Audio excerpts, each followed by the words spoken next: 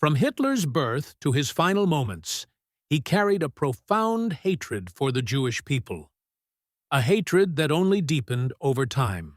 With motives, accusations, and rationalizations built in his own mind, he managed to persuade an entire nation that Jews had to be eradicated.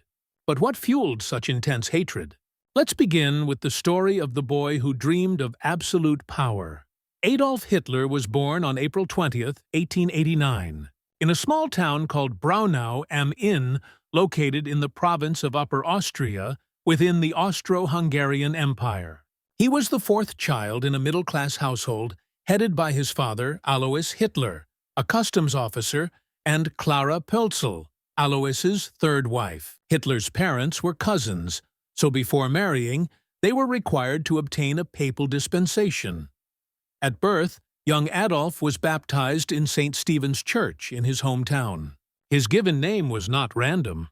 It derived from Old High German words, Adal, meaning noble, and Wolf, meaning wolf.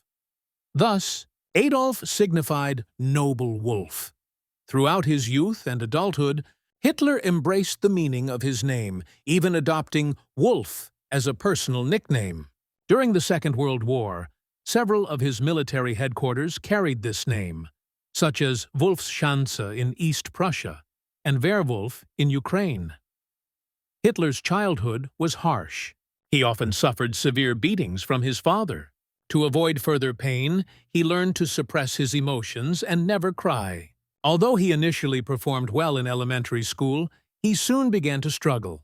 In his first year of secondary school, he was suspended and forced to repeat the year. Teachers described him as disinterested and unwilling to study. However, one teacher captured his attention: Leopold Poetsch, his history instructor, whose nationalistic and ideological lectures left a lasting impression on Hitler. In his book, Mein Kampf, My Struggle, Hitler admitted that his poor academic record was largely due to his conflict with his father. Failing exams and ignoring his teachers was his way of rebelling against Alois.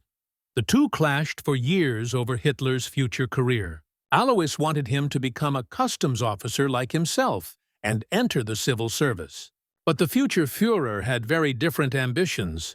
From childhood, he dreamed of becoming an artist. He was captivated by painting and drawing and would later call himself a misunderstood artist. On January 3, 1903, tragedy struck. Alois Hitler died suddenly. The loss profoundly affected young Adolf. His schoolwork deteriorated, and he seemed aimless. At 16, he left secondary school without completing his diploma. Over time, certain traits became evident. He was a passionate pan-German nationalist, despised the ethnic diversity of the Austro-Hungarian Empire, and deeply resented the Habsburg monarchy. While still a student, he became fascinated by several nationalist politicians, including Georg von Schönerer, Viktor Adler, Robert Patai, Heinrich Friedjung, and Engelbert Pernerstorfer. Schönerer's Linz program of 1882 called for the full Germanization of Austria, essentially transforming it into a German-dominated state. The manifesto proposed ceding regions like Galicia, Bukovina, and Dalmatia to Hungary, and making German the nation's official language. Although the program failed due to a lack of political backing, Schönerer's later addition of explicitly anti-Semitic ideas, including the exclusion of Jews and other minorities, profoundly influenced Hitler's worldview. Vienna, the city that ignited hatred. 4 years after his father's death, Hitler and his mother moved frequently through towns like Steyr and Linz before finally settling in Vienna with financial help from relatives. There, he applied to the Academy of Fine Arts to study painting. However, his application was rejected due to insufficient artistic skill. A second attempt also failed, and the Academy's rector suggested he try architecture instead. But without a high school diploma, this was impossible. Then another tragedy struck. In late 1907, his mother Clara died of breast cancer. Hitler was devastated. Interestingly, her attending physician, Dr. Eduard Bloch, was of Jewish descent. Married to Lily Kafka, Bloch was a compassionate doctor who treated both wealthy and poor patients, often charging little or nothing. Locals affectionately called him the Doctor of the Poor. Years earlier, Bloch had treated young Adolf for a minor throat illness. Whenever the Hitler family required medical help, they trusted him completely. When Clara's cancer worsened, Dr. Bloch treated her with iodoform, a painful antiseptic that ultimately caused fatal poisoning. Despite her death, Hitler remained deeply grateful to the doctor, who had often treated his mother for free. Later, he even sent Bloch paintings and postcards as a gesture of thanks. Decades later, when Hitler rose to power, he personally ensured Bloch and his wife were protected from Nazi persecution. Hitler even stated that, if all Jews were like Dr. Bloch, there would be no Jewish question. Historians have long debated why Hitler spared Bloch's life, despite his otherwise vicious anti-Semitism. Although Bloch could no longer practice medicine due to Nazi restrictions, he wrote to Hitler for assistance. And, surprisingly, Hitler responded kindly. Thanks to his intervention, Bloch was able to sell his home at a fair price and emigrate safely to the United States. Returning to the timeline. In early 1908, following his mother's death, Hitler moved permanently to Vienna. With a small inheritance, he lived comfortably for a few months without working. Unlike Linz, his previous city, Vienna was far more cosmopolitan, multi-ethnic, multi-religious, and multilingual, a diversity that Hitler despised. By late 1909, his funds were gone. He was evicted from his apartment and plunged into poverty, living in homeless shelters and relying on soup kitchens for food. Later, he moved to a men's residence. He earned a living with jobs such as shoveling snow, carrying suitcases at the train station, and working as a construction worker. In 1910, he began painting watercolors with postcards of Vienna, which his partner sold. During Hitler's first 2 years in the popular Austrian town, the mayor was Karl Lueger, a politician whom Hitler observed with close attention and loyal fascination. Lueger was born in Vienna in 1844. He began his career on the left wing of the Progressive Party, and in 1875 was elected mayor. In 1885, he cooperated with von Schonura in anti-Semitic campaigns for the Linz program, and 2 years later, he gave a violently anti-Semitic speech in support of Schonura's bill against Jewish immigration from Russia and Romania. For these actions, Lueger was extremely popular among the lower middle classes. This was largely due to his rustic and vulgar speeches, which also included economic and religious anti-Semitic prejudices common at the time. He cunningly channeled social discontent by presenting both capitalism and Marxism as products of the Jewish mentality, recalling the supposedly well-founded historical hatred toward Jews. In 1897, Franz Joseph Thunant confirmed Lua as mayor of Vienna after having previously refused. In that role, he was able to implement various discriminatory practices against Jews, such as not hiring them in municipal services and limiting their vacancies in both high school and university.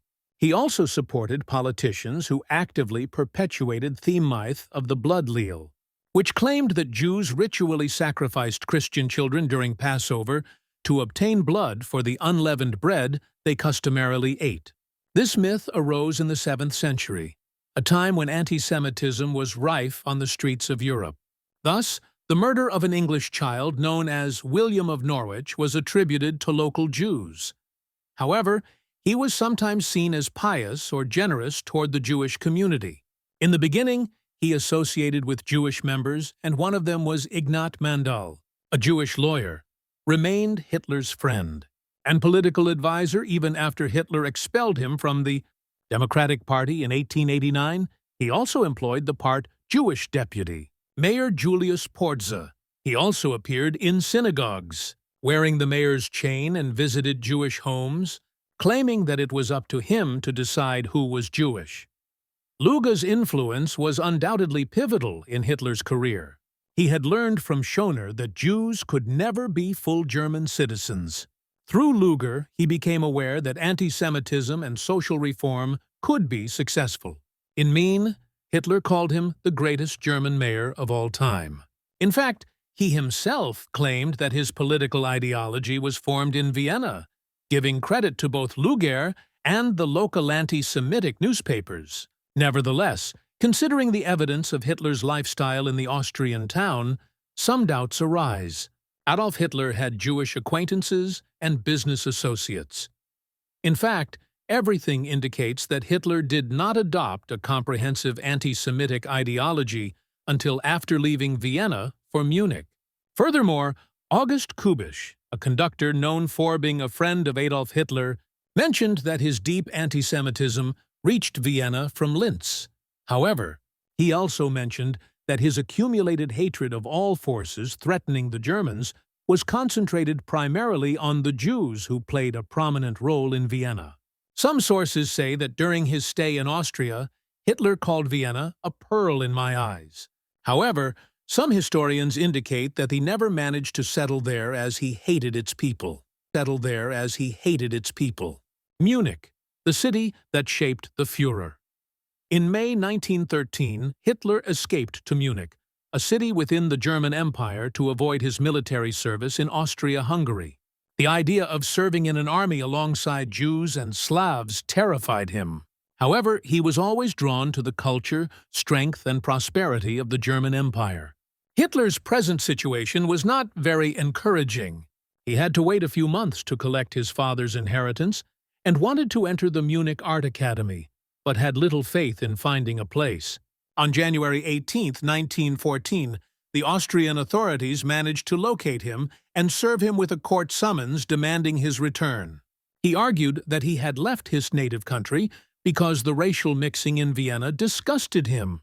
The Austrian police informed him that evading military service carried a heavy fine, but leaving Austria constituted desertion, which carried a prison sentence. Without much choice, Hitler traveled to Salzburg, where he was examined and subsequently declared unfit for military service.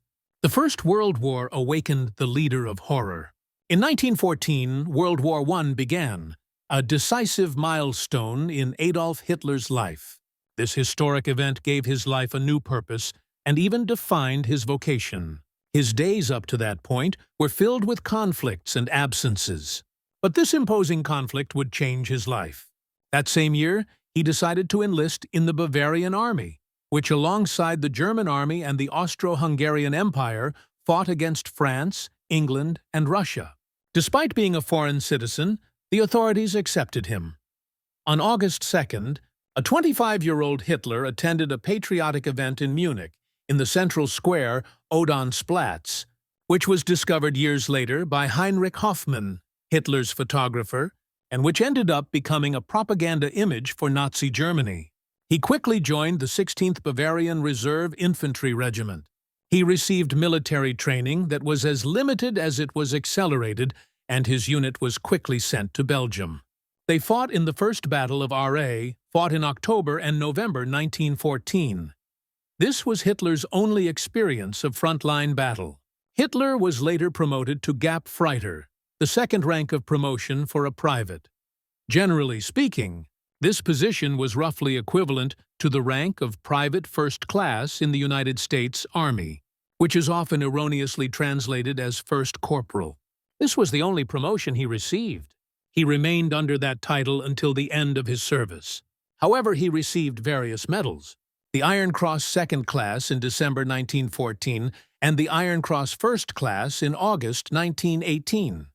In 1914, Hitler was appointed as a messenger. His job was to carry messages to and from regimental headquarters.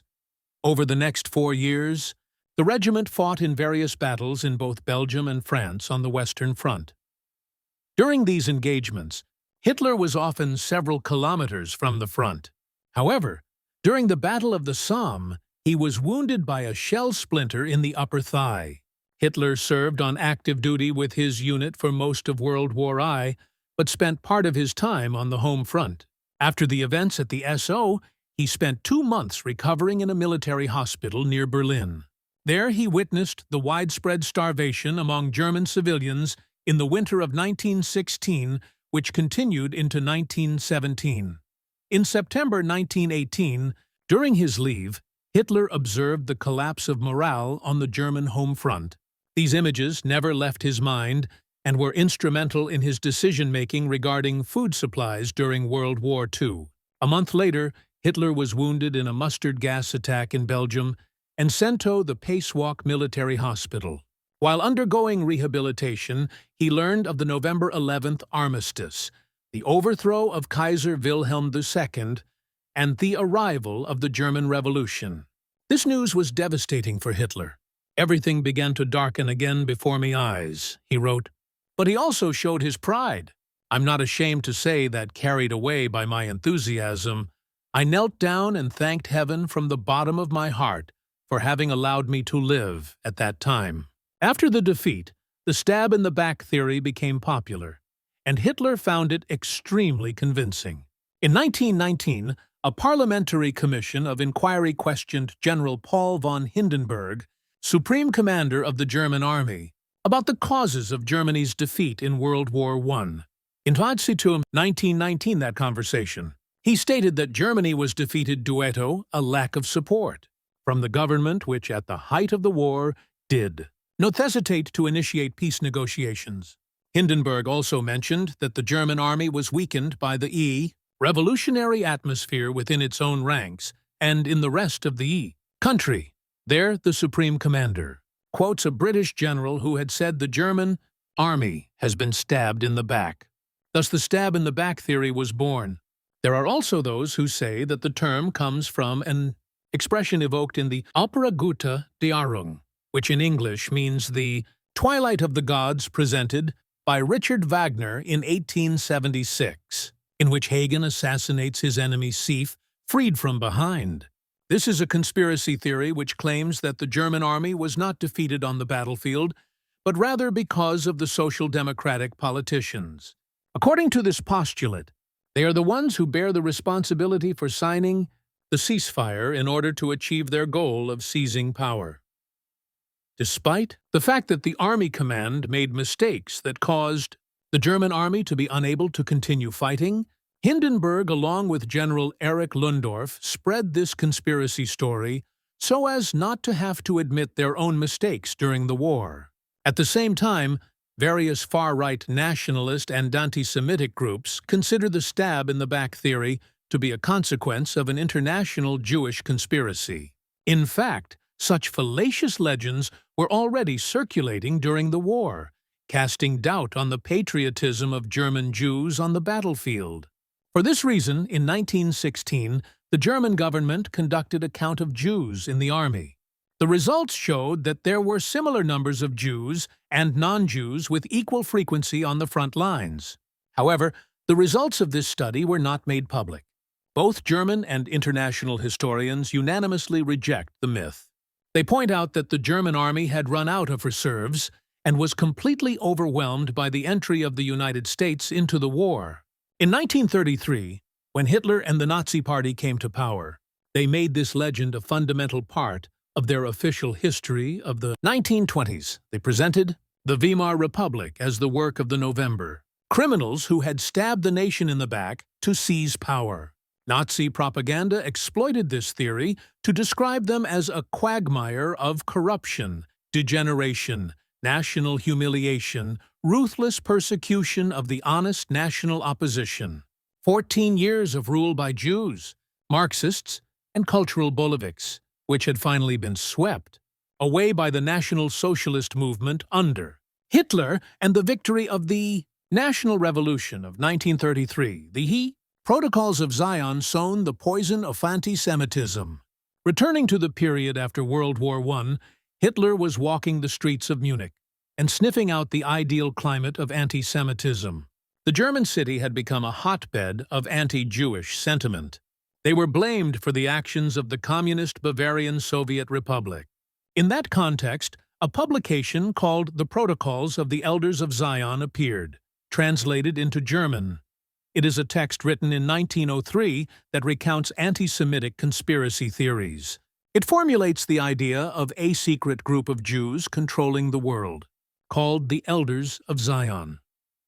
The protocols were first published at the beginning of the 20th century in the Russian Empire in Zamia, which means the banner, a St. Petersburg newspaper owned by the prestigious and anti-Semitic writer Pavel Krushain. Several scholars are convinced that Krushain was the original author of the protocols. When his newspaper published the text, he wrote a prologue and an afterword. The publisher confessed to having discovered a real document that proved the existence of a global Jewish conspiracy.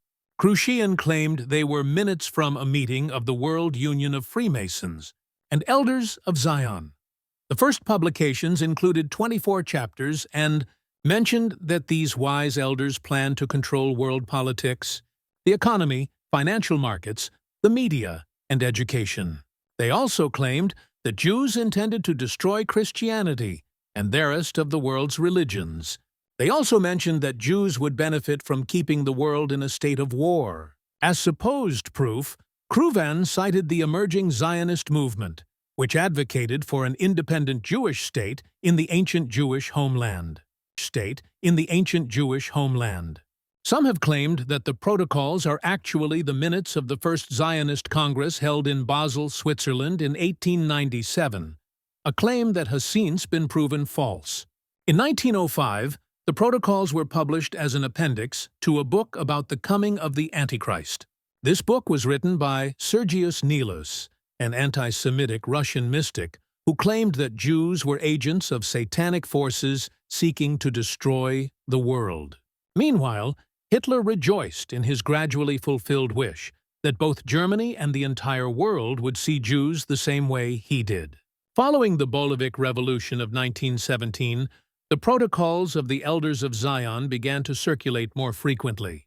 That same year, the Russian Tsar abdicated the throne amid a popular uprising. Protesters demanded food due to increasing poverty. After a few months, the Bolshevik Party, later known as the Communist Party, staged a coup. The systematic fear of communist revolutions spreading throughout Europe reinforced one of the main anti-Semitic conspiracy theories contained in the protocols that Jews were responsible for communism and for plotting this revolution. This false accusation is known as Judeo-Bolshevism. In 1919, it was translated into German. During the 1920s, various versions appeared in the United States, primarily in New York and Boston. At the same time, copies were sent to London and Japan in the original language. In 1921, it was translated into Italian, Swedish, and Norwegian. 2 years later into Polish, and in 1925, it was available in Syria in Arabic. With the Protocols of Zion came new books promoting anti-Semitic conspiracy theories. Among the most well-known was The International Jew, The World's Most Important Problem by Henry Ford, founder of the Ford Motor Company, which was translated into 16 languages, including German. Over the years, details of the text were modified to accurately address the current situation. While it is true that media outlets such as the New York Times, journalist Herman Bernstein of the New York Herald, and British diplomatic journalist Lucien Voulge were responsible for publishing texts in which they denied the Protocols of Zion and accused them of being false. The truth is that the defamation had already been done, and a large part of European and North American society agreed with various items. During the 1920s, Adolf Hitler read the protocols thanks to Alfred Rosenberg, a prominent thinker of the Nazi Party and author of the book The Myth of the 20th Century, in which he develops different Nazi racial theories. With these theories, Hitler confirmed his feelings and understood once again that despite not having written these publications, his beliefs were reaching the heads and hearts of many people. In his book Mein Kampf, Hitler claimed that the protocols reveal the nature and activity of the Jewish people and set forth its ultimate aims. Upon coming to power in 1933, Hitler did not directly refer to the protocols in his public speeches, but he occasionally repeated many of the lies contained in the publication. Among them was the claim linked to Judeo-Bolshevism. In the run-up to and during World War II, Joseph Goebbels, Nazi Germany's Minister of Public Enlightenment and Propaganda, believed he could exploit the protocols of Zion to demonize Jews. However, a few years earlier, Goebbels had referenced the protocols in his diary and wrote, "I believe the protocols of the elders of Zion are a forgery. I believe in the intrinsic, but not in the factual truth of the protocols." In short, Goebbels believed the publication in question was valuable enough to further the Nazi government's anti-Semitic agenda. Consequently, Julius Streicher, editor of the anti-Semitic newspaper, Derma, published numerous articles during the 1930s based on ideas contained in the protocols. The Nazi Party's central publishing house published 22 editions of the protocols between 1919 and 1938. During World War II, the Nazis distributed large numbers of editions of the protocols in every country they occupied. Even after the murder of millions of Jews as part of the final solution, German authorities published editions in Russian, Ukrainian, and Belarusian in 1943. They also did so in France, Belgium, and Poland. The silent rise that no one wanted to see. During the summer of 1919, Adolf Hitler joined the information office of the Bavarian military administration. There he gathered information on political parties in Munich and provided anti-communist political education to the troops. At the same time, he attended a course in anti-communist propaganda. There he spent long hours listening to various lectures on history and politics that profoundly influenced his thinking. In August of that same year, Hitler gave his first anti-Semitic political speeches to soldiers. He quickly discovered his talent as a public speaker and began to hone it. His supervisor was positively impressed by his communication skills and asked him to respond in writing to a student's question about the Jewish question as a race. Hitler valued the trust placed in him and sought to write a perfect text in which he repeated lies about Jews based on economic, nationalist, and racial anti-Semitism. He also emphasized the urgent need for a nationalist government that would achieve once and for all the complete expulsion of the Jewish people residing in Germany. In September, he attended a meeting of the German Workers' Party, known by its acronym DAP, where he gave an impromptu speech that greatly impressed the party leaders who offered him membership. Hitler accepted, and on October 16, 1919, he gave his first official speech in a beer hall. His oratorial skills led him to rise rapidly within the DAP, collaborating constantly with the leaders to draft the party's political program, which Hitler announced at a large public rally on February 24, 1920 at the Hofbräu House in Munich. Shortly thereafter, the DAP became the NSDAP, the National Socialist German Workers' Party. In English, it became known as the Nazi Party. At the end of 1920, Hitler left the Bavarian army and moved into a small rented room near the city center. From that moment on, he devoted himself entirely to politics. He began to receive increasing amounts of money, either from the benefits he received within the Nazi Party or from his political speeches. Finally, in mid-1921, Hitler established himself as the leader of the Nazi Party. The Gimlich letter sealed the beginning of a deadly ideology. In 1919, 10 months after the end of World War I, Hitler sent a manuscript in response to a conversation with Adolf Gimlich, a colleague at the Munich Military Intelligence Office. Gimmich's responsibilities included creating propaganda for the German military, giving it the nickname the Gimlich letter, Mass. Before writing it, Hitler spoke with Captain Ulrich Mehr, who suggested that Hitler speak with Gimlich to help popularize the idea that Jews were responsible for Germany's defeat in World War I. According to Marvin here, dean of the Simon Wiesenthal Center, it is his first political writing, in which he sets out his plans for the Jews. There is hardly a document more relevant to understanding World War II. It lays out the reasons for waging that war from the perspective of the man behind it, Adolf Hitler. Among some of the paragraphs, Hitler mentions that anti-Semitism is easily characterized as an emotional phenomenon. But that is incorrect. Anti-Semitism as a political movement cannot and should not be defined by emotional impulses, but by the recognition of facts. In his letter, Hitler takes for granted and declares the fact that Judaism is absolutely a race and not a religious association. He also calls Jews accumulators of wealth, seeking to conquer the world through money. He goes on to state that the danger that Judaism represents for our people is expressed in the undeniable aversion of large sections of our people.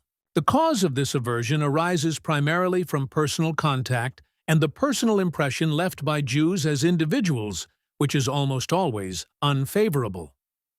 Furthermore, with profound manifest hatred, he adds, "Every man pursues a greater goal, be it religion, socialism, democracy.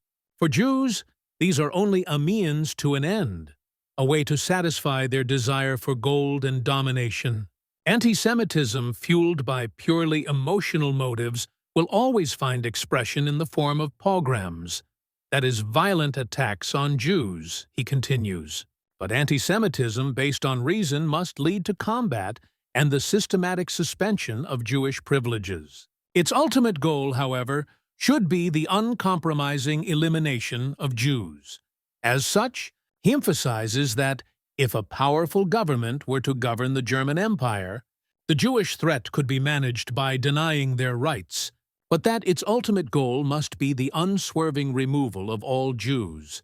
Still far from power, Hitler clearly demonstrated his ambitions and convictions. According to Heer, Hitler outlines an ideology that demands a ruthless government with the courage to completely eliminate them. What is clear is that even at a very young age, and still largely unknown in German politics, he believed that this fight could not be waged with gangs or sporadic acts, but with a government organization behind it.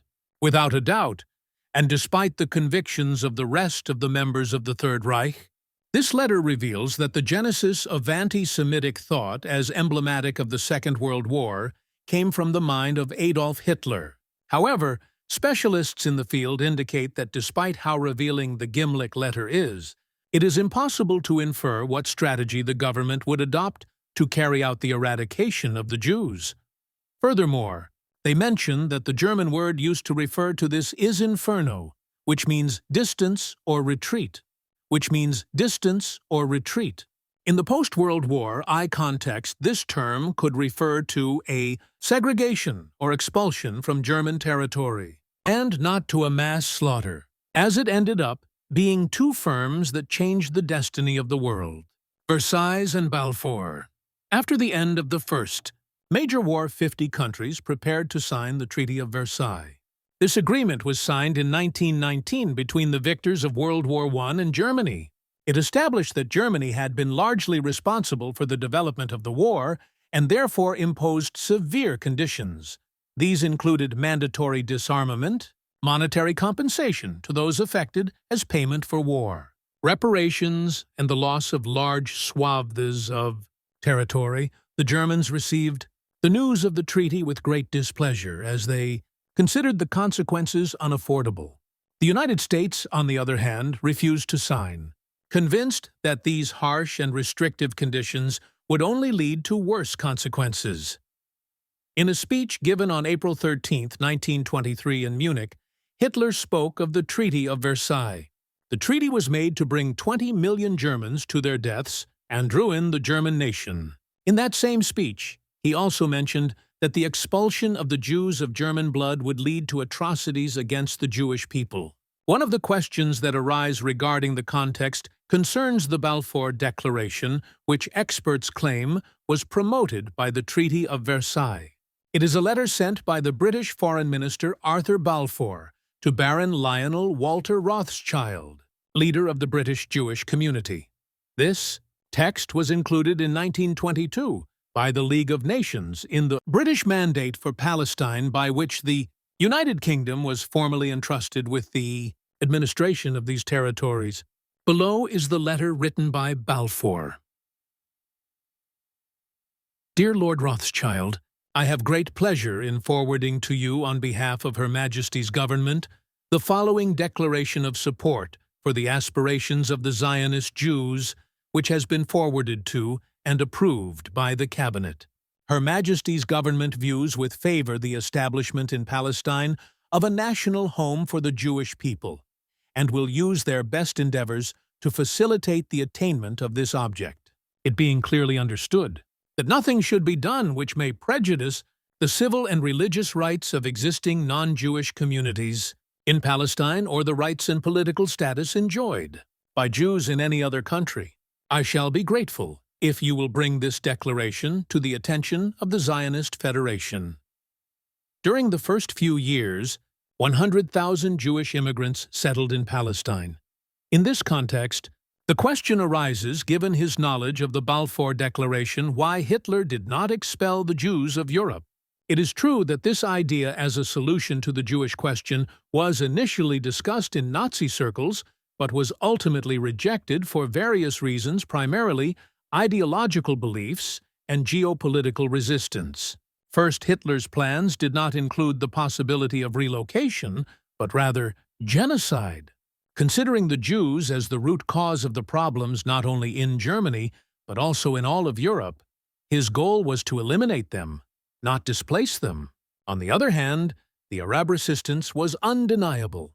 Amin al-Husseini, the Grand MUI of Jerusalem at the time, was strongly opposed to Jewish immigration, fearing that such permission would lead to the creation of a Jewish state.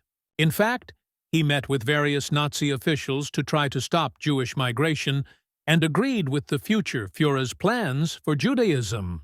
For these reasons, Hitler did not even consider using the territory to his advantage, instead opting to please the MUI by eliminating the Jewish people. The failed coup that gave life to my fight. The first 4 years after the creation of the Weimar Republic, the nation that replaced the German Empire, were marked by severe economic problems. The First World War had left the country devastated and starving.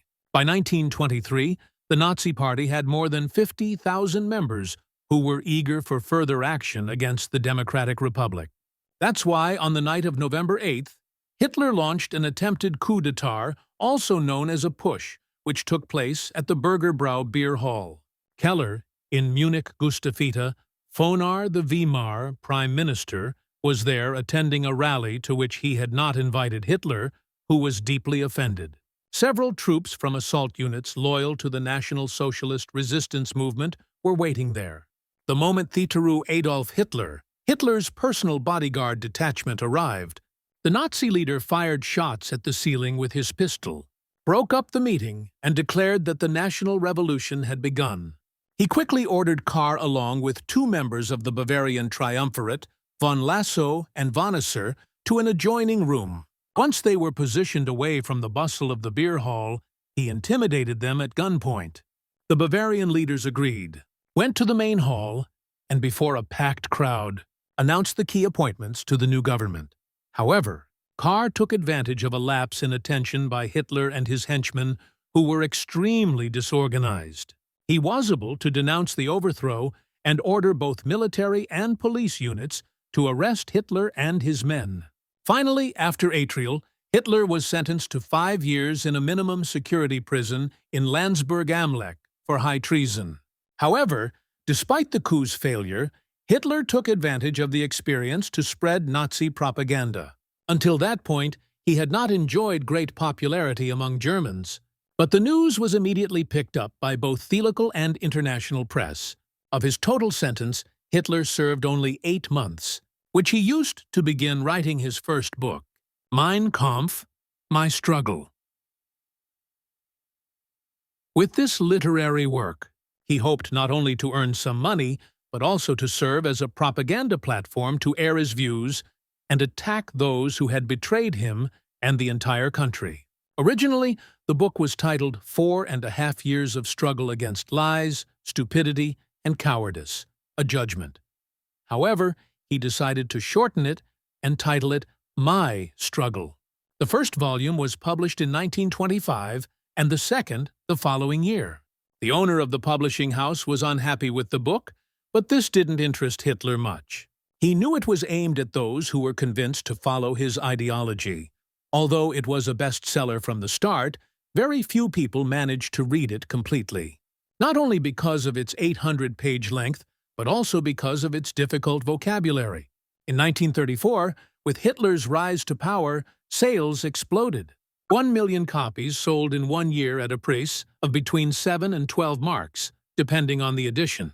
This represented a rather high sum for the wages of the time. Over time, they began giving it away to disabled or amputees, university graduates, and newlyweds on their wedding days. The book began with the following sentence. In compliance with the ruling of the Munich People's Court, I was to begin my confinement in the Landsberg prison on the Ley River on April 1, 1924. It then went on to explain the book's objective. The progress of the great movements in the world has generally been due to great orators. However, it is essential that the fundamental aspects of the doctrine be expounded. In this way, Hitler was selling one of his greatest skills. Among its long pages are various paragraphs in which he denigrated and vilified Jews, creating a brutal conspiracy about the meaning of the institution of Judaism at the time. Below are some of the exact phrases in which Hitler demonstrates his most abominable hatred for anyone who declares himself Jewish. The Jewish doctrine of Marxism rejects the aristocratic principle of nature. Andre places the eternal privilege of power and force with numerical mass and its dead weight. Thus, it denies the value of personality in man, questions the importance of nationality and race, and thereby removes from humanity the premise of its existence and culture. As the foundation of the universe, this doctrine would bring about the end of any intellectually conceivable order foreman. And just as in the largest of all recognizable organisms, the result of the application of such a law could only be chaos on Earth. It could only be destruction for the inhabitants of this planet. If with the help of his Marxist creed, the Jew triumphs over the other peoples of the world, his crown will be the funeral wreath of humanity, and this planet, as thousands of years ago, will move through the ether, devoid of men. That is why today I believe that I am acting according to the will of the Almighty Creator. Defending myself from the Jew, I fight for the work of the Lord.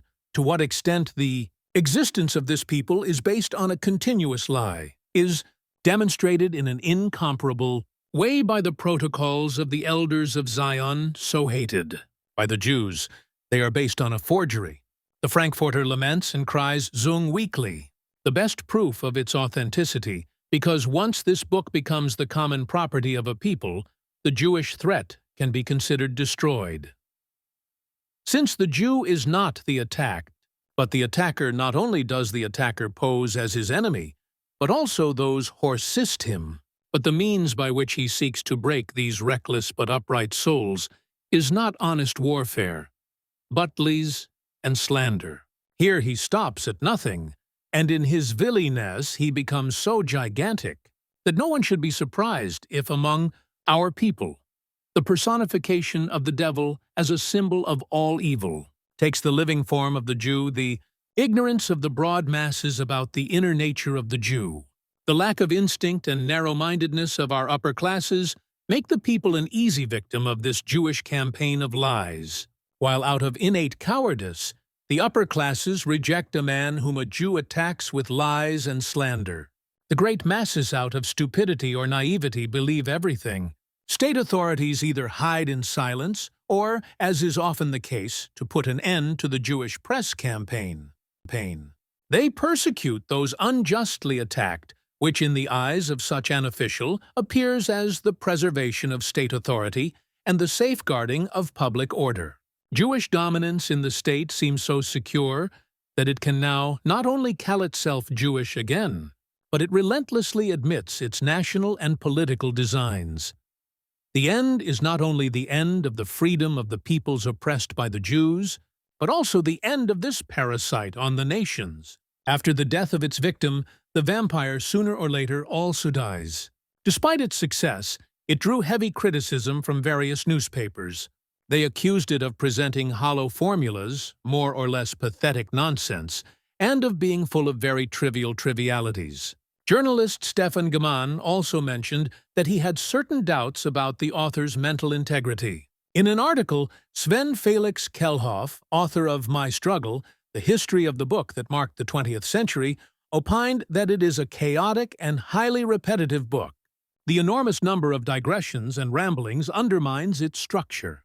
In general, the only thing that is clear are two fundamental aspects: his radical anti-Semitism with fantasies of annihilation and his sense of being called to secure the future of the German people by conquering living space in the East, which would be achieved through achieving the long-sought but unrealistic understanding with Great Britain. Some historians agree that Hitler drew his inspiration from diverse sources and that his ideas were not at all original except for the way he combined everything he had read up to that point, particularly the Protocols of the Elders of Zion and the International Jew. They also accuse him of making demonstrable errors regarding supposedly autobiographical sections, since he chose to embellish parts of his story to achieve certain effects in his audience. The hidden history of Hitler's Jewish friend. Despite Hitler's hatred of Jews, he managed to befriend a girl of Jewish origin. She was even nicknamed the Führer's daughter. Her name was Bernhardine Neonau, better known as Bernila Nanowau. He was born on April 20, 1926, in Dortmund, Germany.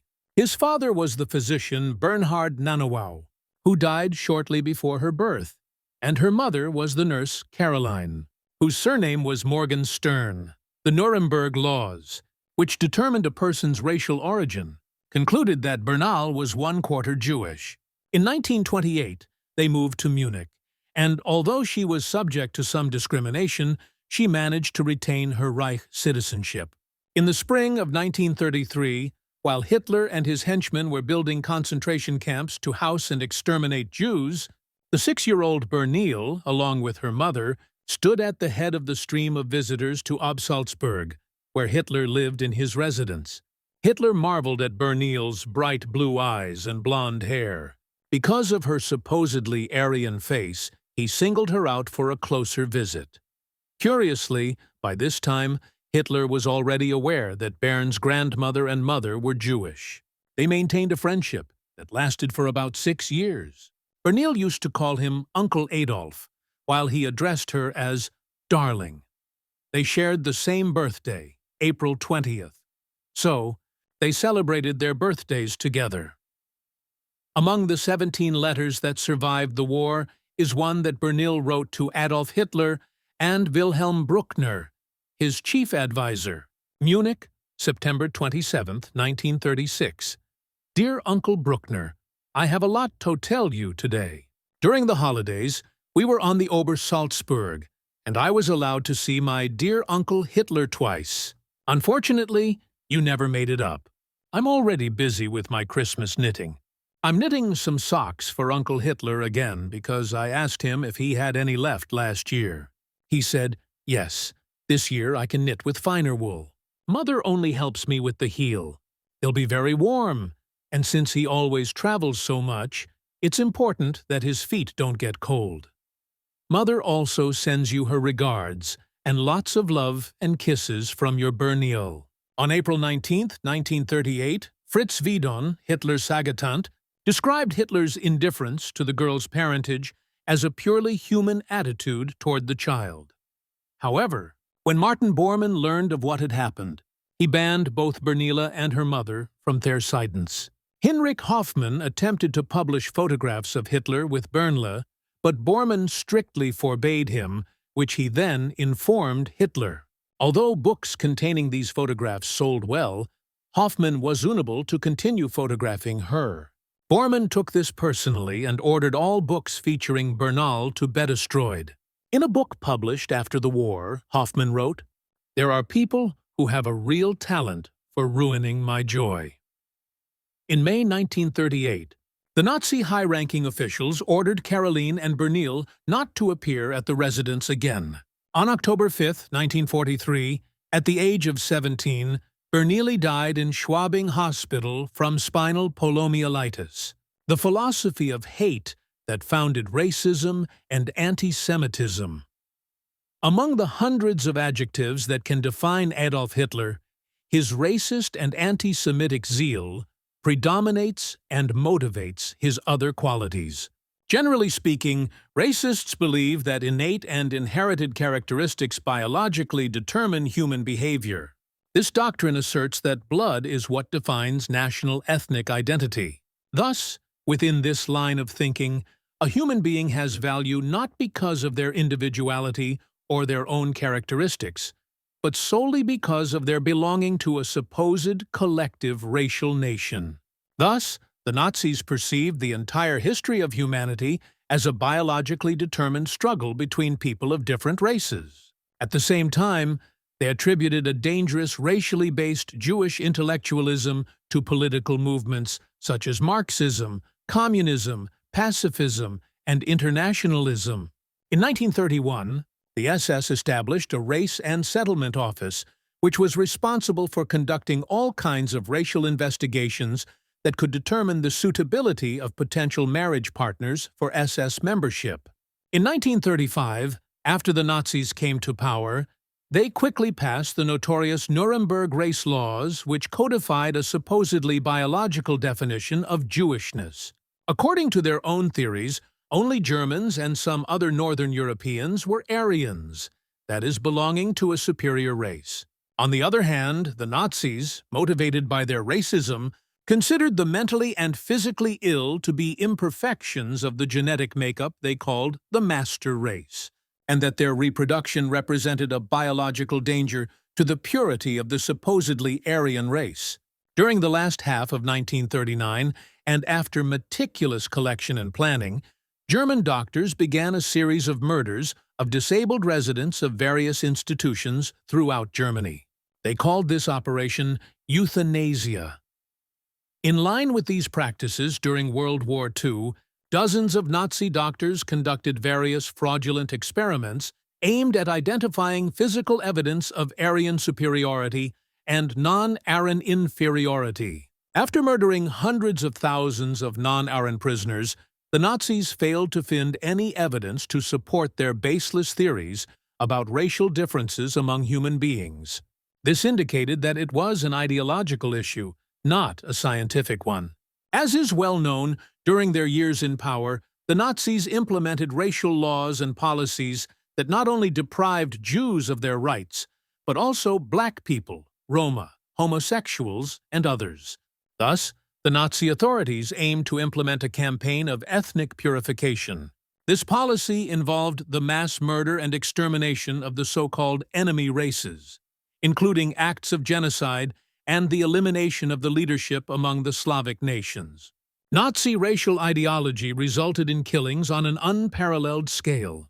Hitler's animosity toward the Jewish people was rooted in these doctrines. In essence, Hitler and other anti-Semites justified their hatred of Jews by blaming them for Germany's defeat in the First World War. They accused them of causing the nation's financial collapse and the surge in unemployment. They were convinced that Jews sought to dominate German society, culture, and commerce. Some believed they were excessively wealthy, depriving Germans of prosperity, while others viewed them as impoverished and prone to crime. They were held responsible for the moral decay of modern civilization. Because of their loyalty to their faith, they were branded as enemies of Christianity and seen as disloyal to the German nation. They were accused of being the founders of both Bolshevism and capitalism, and therefore determined to undermine Germany's stability and borders. However, the central argument connecting all these accusations was the belief that Jews were racially inferior to members of the so-called Aryan race. Hitler possessed a deep obsession with this imagined Aryan superiority, and his drive to eradicate Judaism resulted in the murder of nearly 6 million men, women, and children.